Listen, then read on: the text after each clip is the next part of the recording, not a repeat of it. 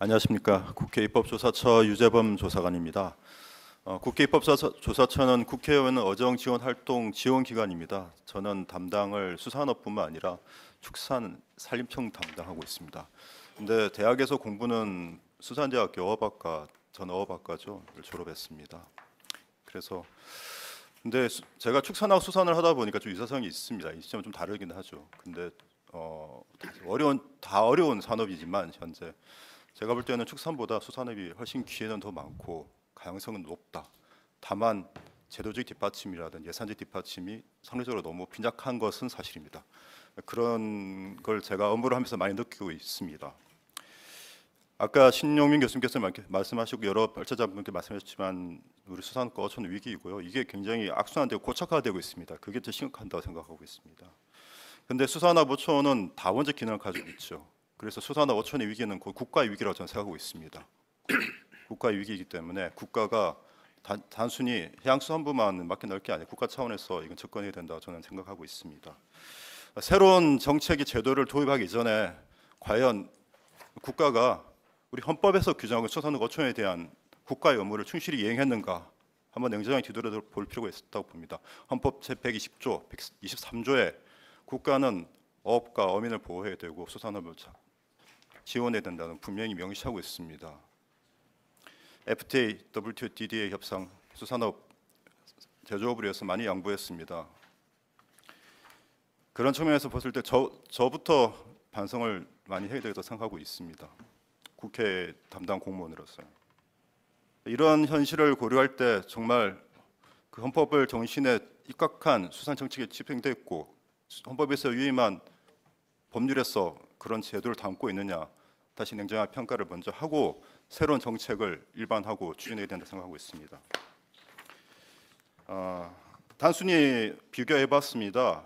수산 어촌 관련 법률 예산 사업이 몇 개 있는가 농업과 한번 비교해봤습니다. 자료 보시면은 186개 있고 농업에 비해서 법률 숫자 작습니다. 법률 상당수가 농업과 같이 되어 있고 그 법률들은 대부분 농업 중심이기 때문에 우리 수산업과 어업하고 좀 맞지 않는 그런 법률들이 있고요. 사업도 해수부의 사업, 수산 사업도 제가 한번 세어봤으니까 41개, 소분류하면 71개였습니다. 농업에 비하면은 상당히 적은 숫자죠. 사업이 물론 예산이 적기 때문에 그렇겠죠. 축산업보다 적습니다. 산림청은 제외하고 그렇습니다. 그 다음에 세출 예산을 보면은 해수부 예산은 해양과 다 합쳐서 그렇습니다. 한 7.6조, 농림부는 23조 됩니다. 25조. 산업자원부, 산업부는 11조 됩니다. 그리고 기금도 발전기금 하나 있습니다. 한 8천억 정도 되고요. 농업 부분은 기금 7개 있습니다. 10조 있습니다.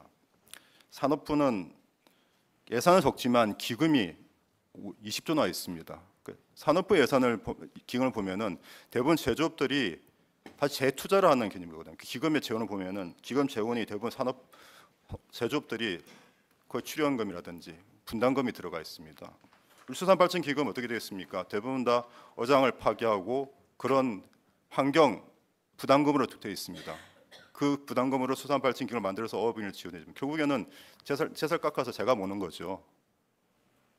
그 기금 자체가 재원이 그렇게 되어 있습니다. 이런 걸 봤을 때는 지금까지 우리 수산 정책이 헌법 정신에 입각하지 못했다. 반성할 필요가 있다 생각이 듭니다.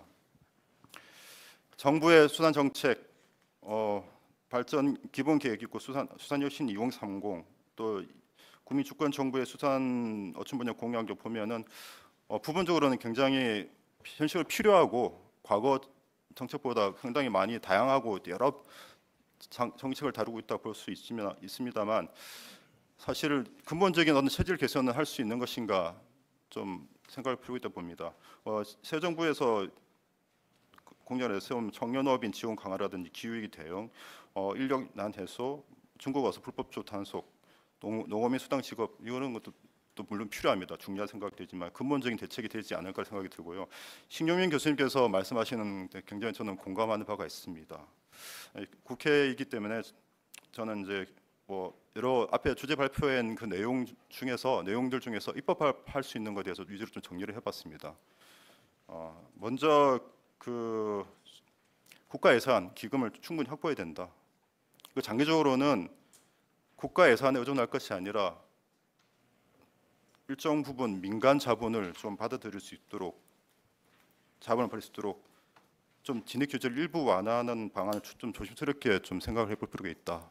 이런 이야기를 하면 굉장히 기존의 어업인들이 기존에 있는 어업인, 어장인, 어장 이런 게 잃게 되지 않을까, 터전 잃게 되지 않을까 굉장히 좀 우려하고 할 수도 있습니다만 지금까지 우리나라 수산 정책이 계속 지금 기조를 유지해 왔는데 계속 앞으로 이렇게 갈 것인가 좀 저도 굉장히 고민을 해보니까 조심스럽게 조금 민간 자본이 좀 들어와서 그런 자본을 통해서 국가 예산을 대신해서 좀 뭐 사업을 다양하게 하고 좀 더 혁신적인 사업을 추진할 수 있지 않을까 그런 생각을 들어봤습니다. 그걸 통해서 소규모 어가 중심에서 수산을 좀 규모화하고 여기서 제가 수직 계열화를 써놨는데 수직 계열화 사실은 축산업에 쓰고 있는 겁니다. 축산업의 수직 계열화가 뭘 좀 문제점도 있지만 좀 우리가 참고할 부분도 있다고 볼 수 있습니다. 그다음에 그래 통해서 뭐 스마트 양식이라든지 수산 첨단할 수 있고 어촌 사회를 혁신할 수 있는 다양한 정책을 추진할 수 있는 어떤 재원을 마련할 수 있지 않을까 생각이 듭니다. 두 번째 농촌 부분인데요. 어촌이죠. 제가 왜 이렇게 우리가 계속 촌이어야 되느냐, 어업 도시, 수산 도시를 될 수 없을까 이런 생각을 해봤습니다. 그래 보니까 계속 우리가 농어촌 묶여 있다 보니까 농촌 같이 묶여서 우리도 계속 어촌이 되어 있는 것이거든요. 우리 어촌에는 어항이 있습니다. 어항은 어촌 사회의 아주 중심입니다. 중심이기 거기에 모든 거기서 경제 활동, 문화 활동이 일어나는 곳이기 때문에 우리가 어촌의 어떤 개념을 좀 다시 봐야 되잖아요. 우리 기본법에 어촌에 있는 개념이 나와 있긴 합니다만 좀 다르게 봐야 되지 않을까 생각이 들고요. 입법적으로는 국가재정법상 농어촌 인지예산 예결산 제도 도입을 제가 한번 제안해봤습니다. 지금 현재 어촌 관련된 정책 법률은 대부분 다 보면 선언적이고 강제력이 없습니다. 그렇기 때문에 예산 확보도 어렵고 평가도 제대로 이루어지고 있지 않습니다.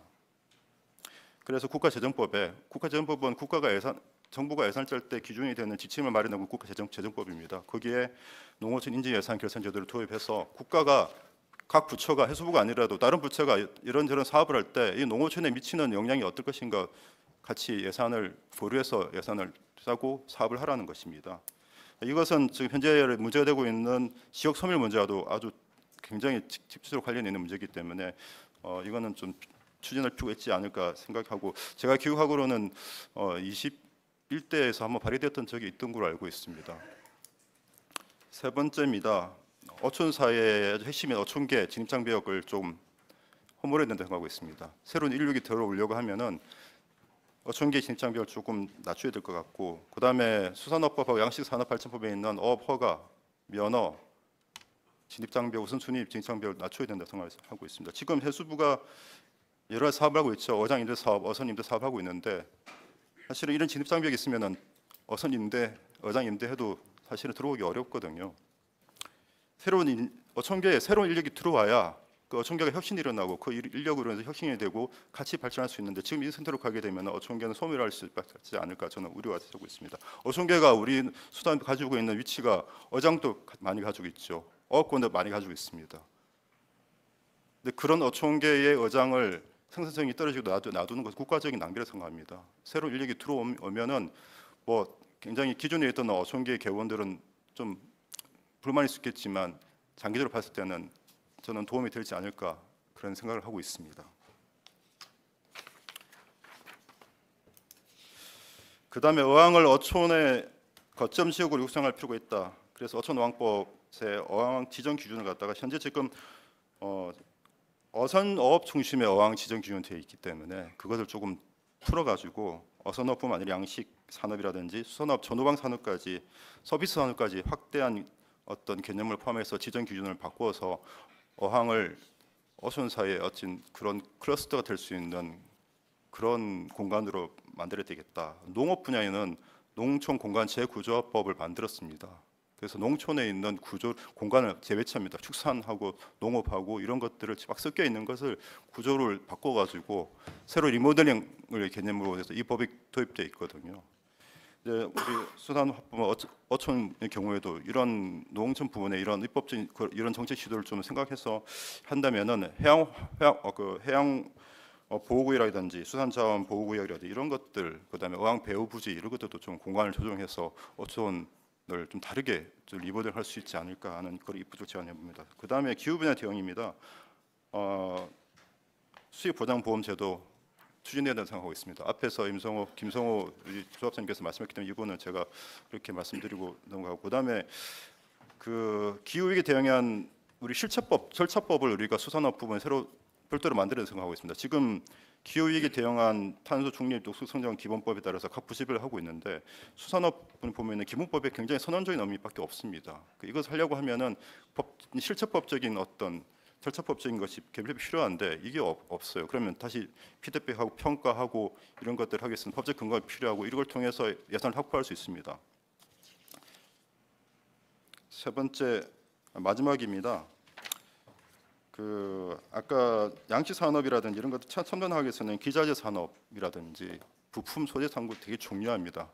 이런 것들도 잡는업 중심에서 이런 수산업, 전도방 산업까지 해양수산부가 모든 그런 전도방 산업까지 다 포괄해서 정책을 해야 그런 기자재 산업을 통해서 신규력이 들어오고 그 신규력들이 일사산업까지 갈 수가 있다고 생각하고 있습니다. 그래서 가칭 수산 기자재 또는 수산 부품 소재 장비 산업 육성법 이런 것들 좀 필요하고, 이에 맞춰서 해수부 조직도 개편을 해서 이런 쪽에 예산을 투입, 중소기업부에서 할 수 없는 것들도 우리 해수부가 좀 해서 수산 기술을 첨단화하고 이런 쪽으로 좀 해야 되지 않을까 생각하고 있습니다. 시간 제약이 있어서 여기서 마치도록 하겠습니다. 이상입니다.